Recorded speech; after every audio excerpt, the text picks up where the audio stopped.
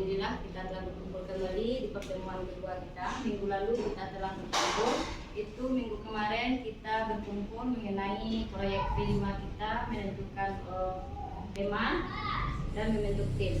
Hari ini berdasarkan minggu kemarin kita telah menentukan tema yang akan kita ambil di sekolah kita, yaitu tentang kearifan lokal.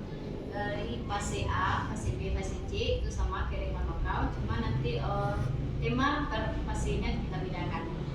Yang untuk sekarang kita untuk fase B saja yang kita bahas. Dalam fase B ini nanti kita akan mengadakan proyek P5 kita kearifan lokal.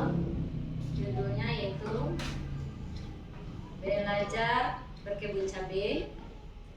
Dalam belajar berkebun cabai ini nanti ada langkah-langkahnya yang kita sampaikan kepada anak. Fase B untuk kelas 4 tahun ajaran 2023. Tema kita tentang kearifan lokal.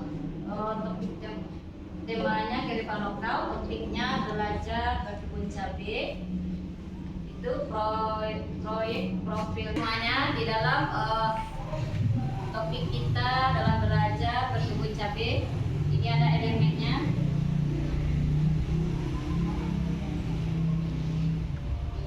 Dimensinya beriman dan bertakwa kepada Tuhan Yang Maha Esa dan berakhlak mulia.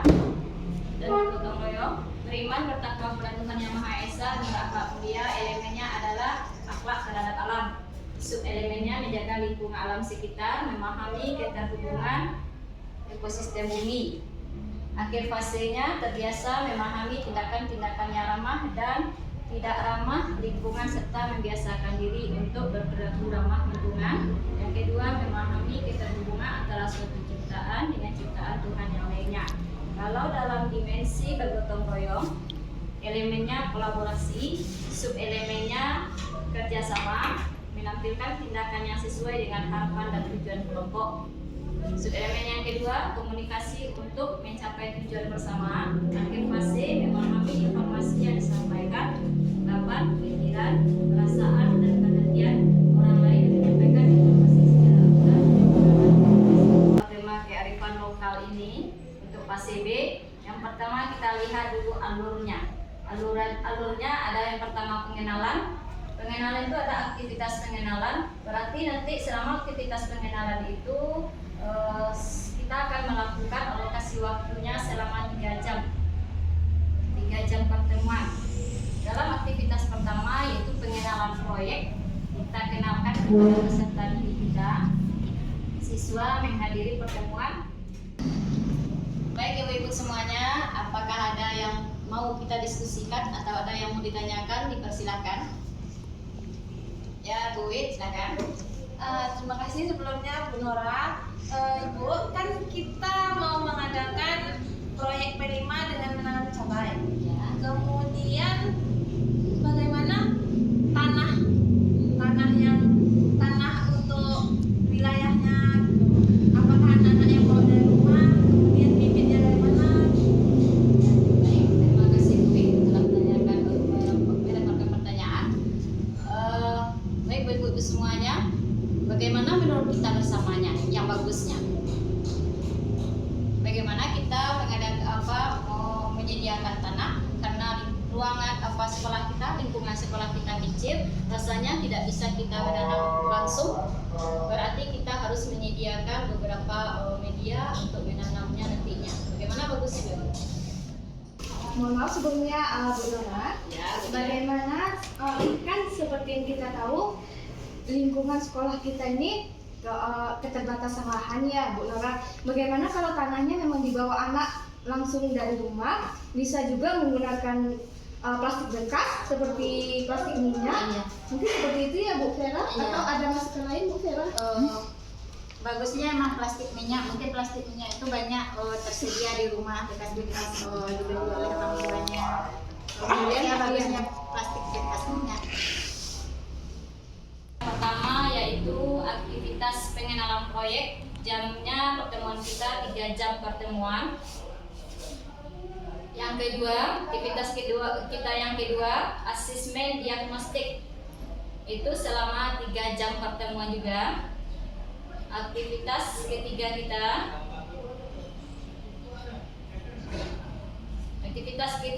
pengenalan lingkungan kepada peserta didik. Jamnya 8 jam pertemuan.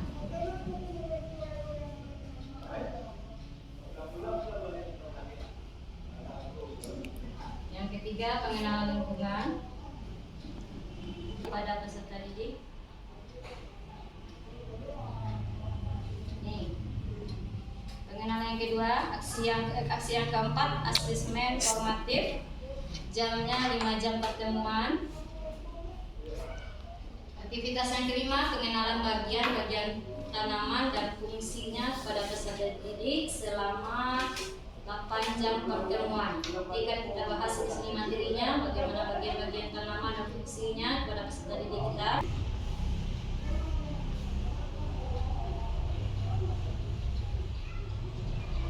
Mengenai asesmen formatif. Baru nanti yang kegiatan kedua kita, kontekstualisasi. Setelah aksi tadi, kontekstualisasi itu termasuk aktivitas yang ketujuh. Itu kita masuk lagi pengenalan media tanaman kepada peserta didik. Itu jam pertemuan kita sebanyak 5 kali.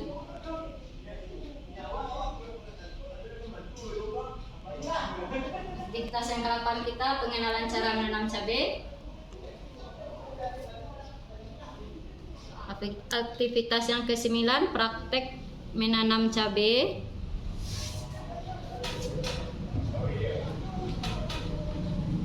Nah, yang terakhir termasuk kita lagi ke refleksi nanti. Refleksi ini aktivitas kita yang ke-12 itu evaluasi dan refleksi. Itu jamnya sebanyak 3 jam pertemuan. Yang aktivitas kita yang ke-13 asesmen sumatif. Asesmen sumatif. Ini adalah lembar kerja yang akan dikerjakan oleh peserta didik kita nanti. Yang terakhir baru tidak lanjut. Tidak lanjut itu aktivitas kita yang ke-14, itu penyusunan portofolio. Yang ke-15, aktivitas ke-15 perayaan hasil belajar. Ini aktivitas nanti refleksi kepada peserta didik kita. Ini lembar kerjanya.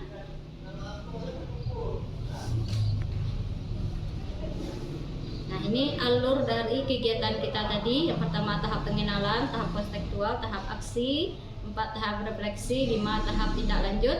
Dari segi pengenalan, ini dia pengenalan peserta didik terhadap keberagaman tumbuhan dan manfaatnya bagi manusia. Baru kontekstualisasi, aksi, refleksi, dan tindak lanjut.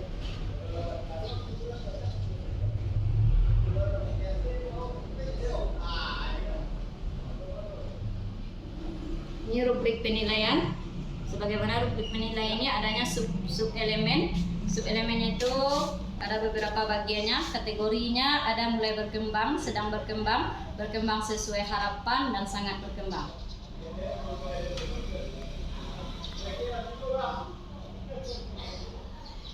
Mungkin hanya itu ibu-ibu yang dapat kita diskusikan pada kesempatan kali ini. Kalau rasanya ada yang mau dipertanyakan, boleh dipertanyakan. Kalau tidak, saya akhiri dengan Assalamualaikum warahmatullahi wabarakatuh.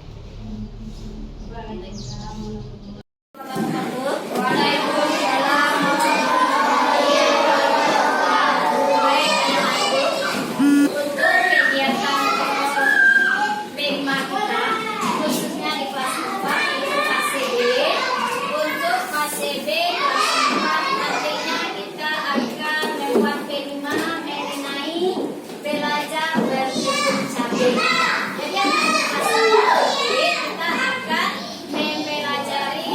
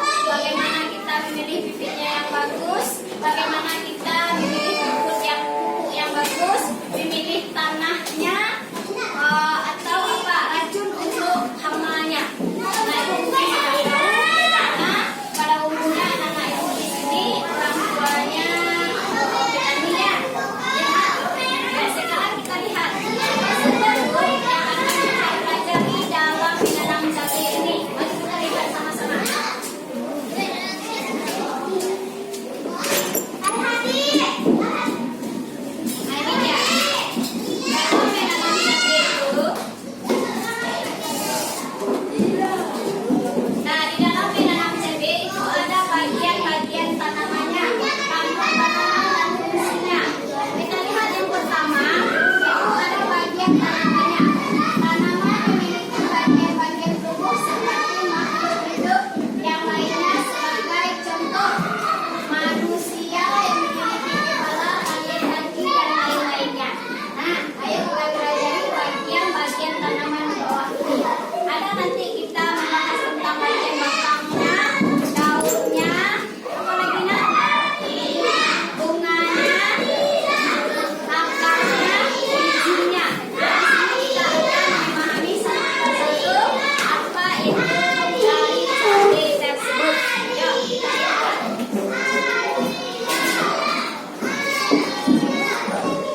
Ini dia, bagian akar. Bagian akar ini apa fungsi bagian akar? Silakan Faiz baca apa bagian fungsi dari akarnya.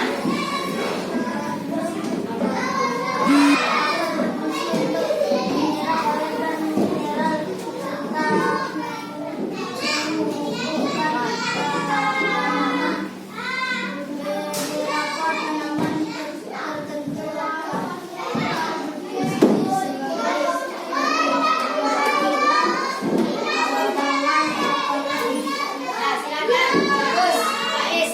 Silakan Pribadi. Bacakan. Akar fungsinya.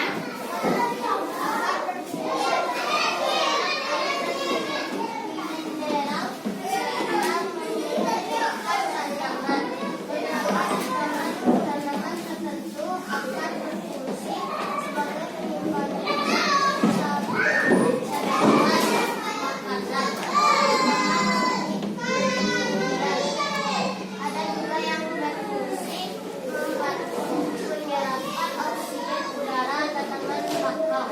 Ya, bagus. Jadi akar itu berfungsi untuk menyerap air dan mineral serta menumbuhkan tanaman. Akar itu juga berfungsi sebagai penyimpan dan cadangan makanan. Berarti dia menyimpannya di akar. Ada juga fungsinya yang lain, menyerap oksigen di udara tanaman bakau. Itulah fungsi dari akar. Ada paham?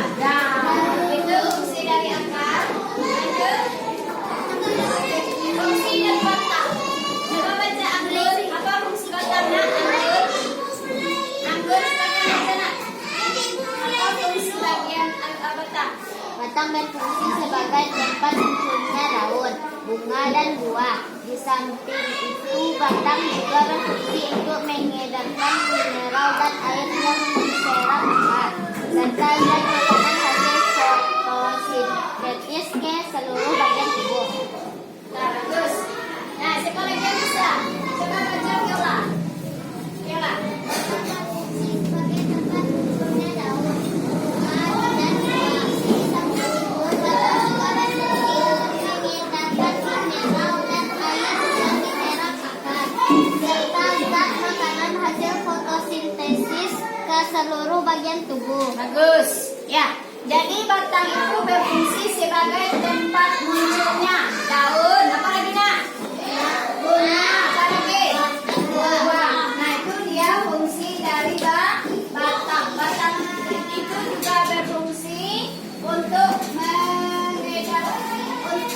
mengedarkan mineral dan air yang diserap serta zat makanan hasil fotosintesis ke seluruh bagian tumbuhnya. Lanjut. Kita lihat bagian daun. Silakan baca daun virus. Baca nak. Daun berfungsi sebagai tempat berlangsungnya proses fotosintesis. Daun banyak mengandung zat warna hijau, klorofil. Daun terdiri atas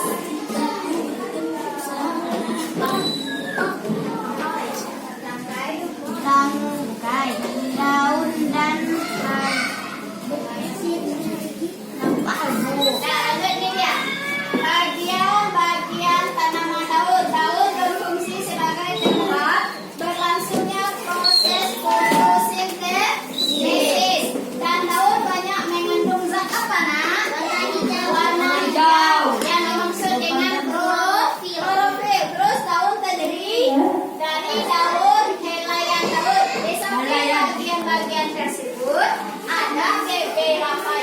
tanamannya yang mempunyai pelampak pada daunnya.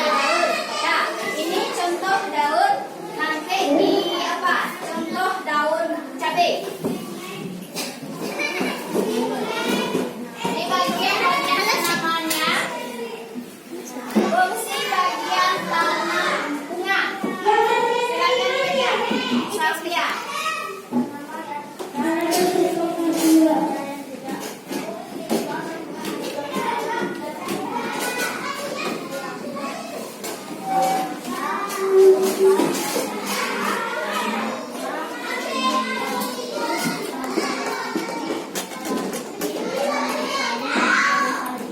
Ya, bagus. Terima kasih.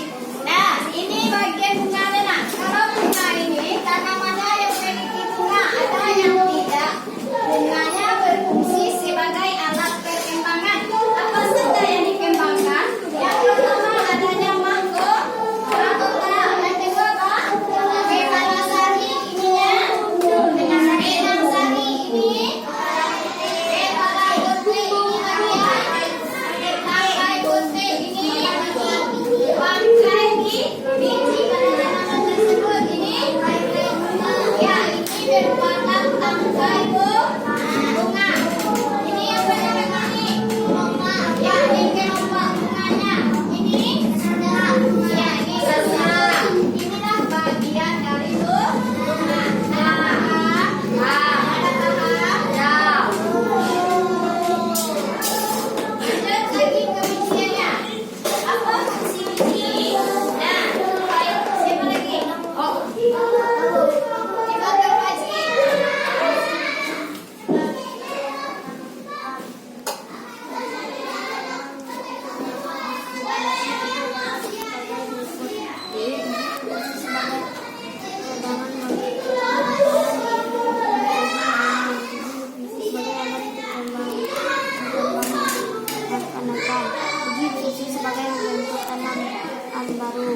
Ya, ini dia fungsi bijian.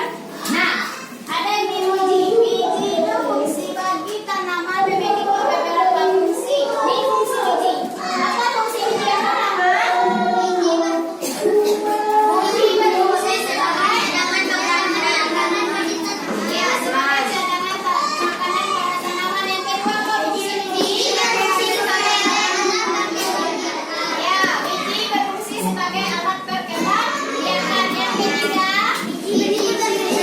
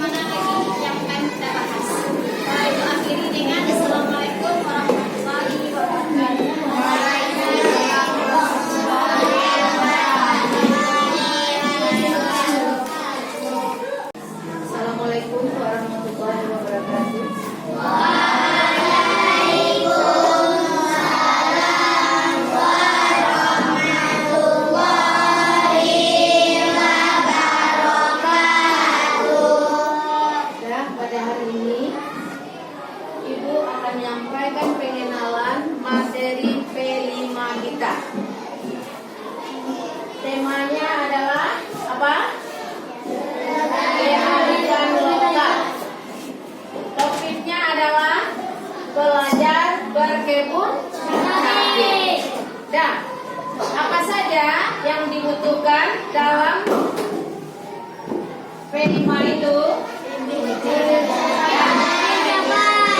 yang pertama bibit cabai, yang kedua media tanam, yang ketiga polybag, yang keempat semprotan, yang kelima sarung tangan, terus skop kecil, dan terakhir pupuk. Itulah bahan-bahan yang digunakan dalam belajar menanam cabai. Dan untuk selanjutnya, anak ibu semuanya tolong saksikan video yang akan ditayangkan. Silakan perhatikan dengan baik.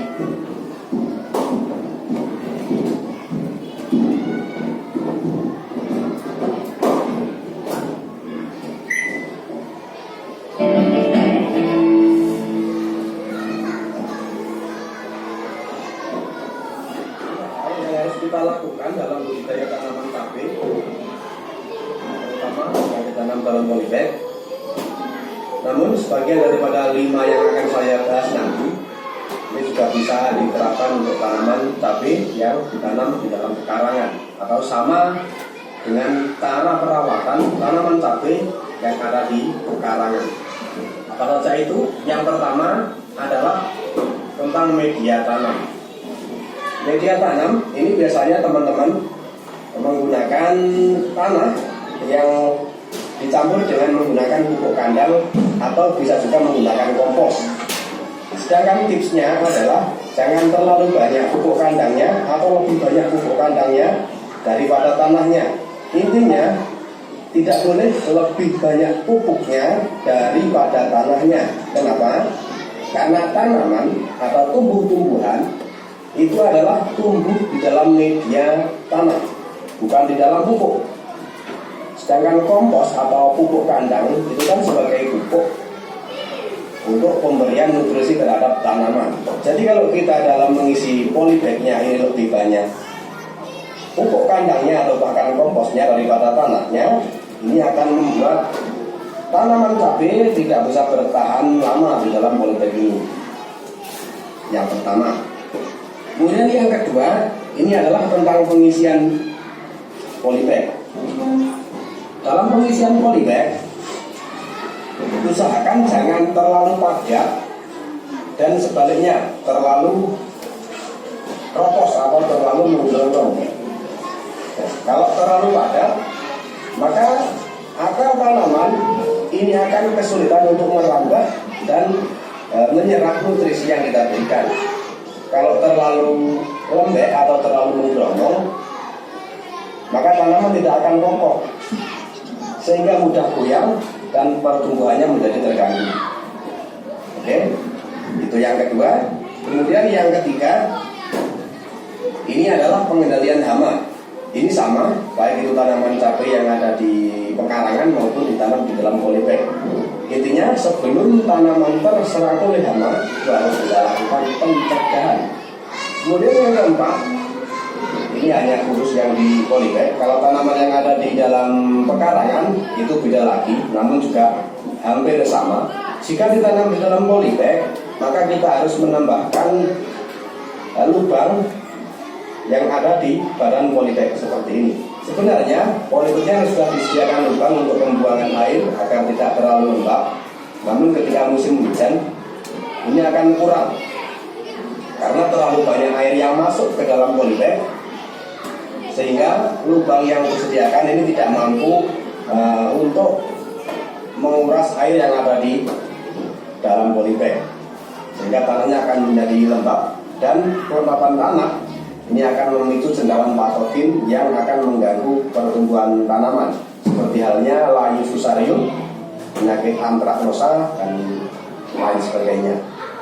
Maka kita harus menambahkan daripada lubang pembuangan air di sekitar badan pot ini, baik di pinggir maupun di bawah media polybagnya. Kalau ditanam di pekarangan, biasanya dibuatkan drainase sehingga kelembapan tanah akan berkurang, dan ini bertujuan untuk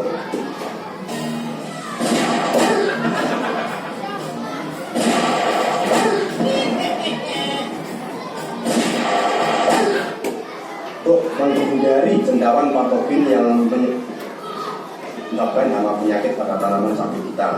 Itu yang keempat. Sekarang di akhir fase vegetatif ini banyak sekali cabang yang pertumbuhan. Contohnya seperti ini, ya. Contohnya seperti ini. Sedangkan tujuan kita untuk merempel ini adalah agar nanti ketika tanaman cabai kita ini sudah memasuki fase generatif atau masa pembuahan, itu nutrisi yang kita berikan baru kita merempel. Berian pupuknya, tanaman ini tidak akan bisa menyerap keseluruhan daripada pupuk yang kita berikan. Jadi dalam penyerapan itu sedikit demi sedikit tidak mengendap di dalam media tanam sehingga menyebabkan tanah menjadi asam. Tak bisa menyerap keseluruhan daripada pupuk yang kita batang cabai ini. Itu harus lebih banyak. Ini adalah penambahan lubang pada badan polybag atau badan pot. Ketika saya akhiri untuk video kali ini, dan untuk mengakhiri video ini ada 4 buah video yang saya rekomendasikan untuk teman-teman pelajari.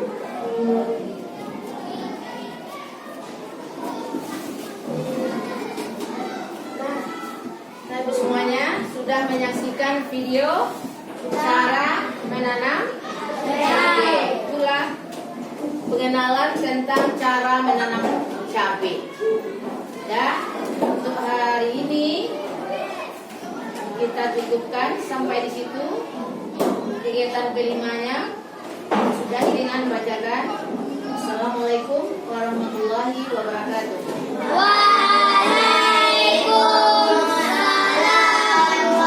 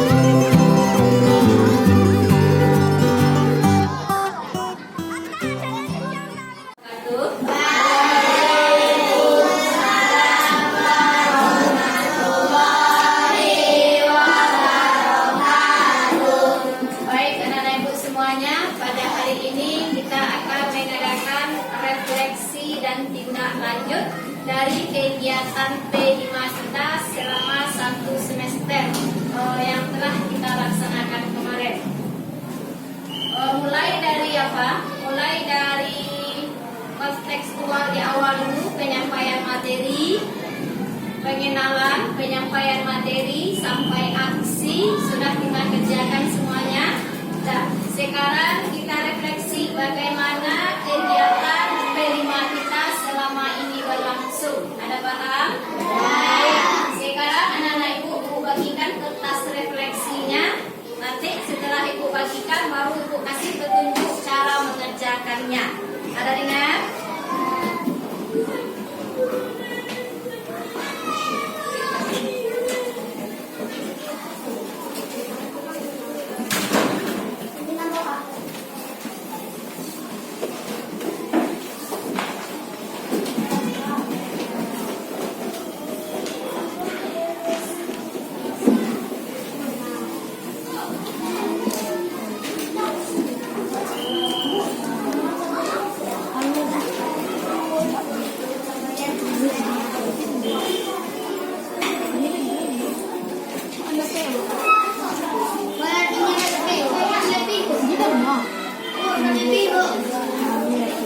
Baik, silakan perhatikan ke depan. Ibu kasih petunjuknya. Anak ibu perhatikan ke depan. Bisa lihat ke depan? Bisa diperhatikan ke depan? Nah, kita lihat ya. Ini P5 kita. Satuan Pendidikan SD Negeri 12 Padang 2, mata pelajaran Pendidikan Agama Islam, kelas dan fasenya. Kelas fase B, kelas 4, tahun ajaran 2023. Tema kita apa, Nak? Siapa tema kita, Nak? Oke, arifan lokal. Topik kita dan PRT bocah dan project profilnya menanam ini adalah untuk refleksinya. Anak ibu perhatikan refleksinya ke depan. Petunjuknya. Nah, nanti anak ibu baca aspek ini. Setelah dibaca, anak ibu cukup mencek B, sangat bisa, kurang bisa, tidak bisa. Ada paham? Cukup mencek B salah satu mana menurut kita yang dapat ada pada diri kita ini. Ada paham, Nak? Ada paham? Terus refleksi yang kedua.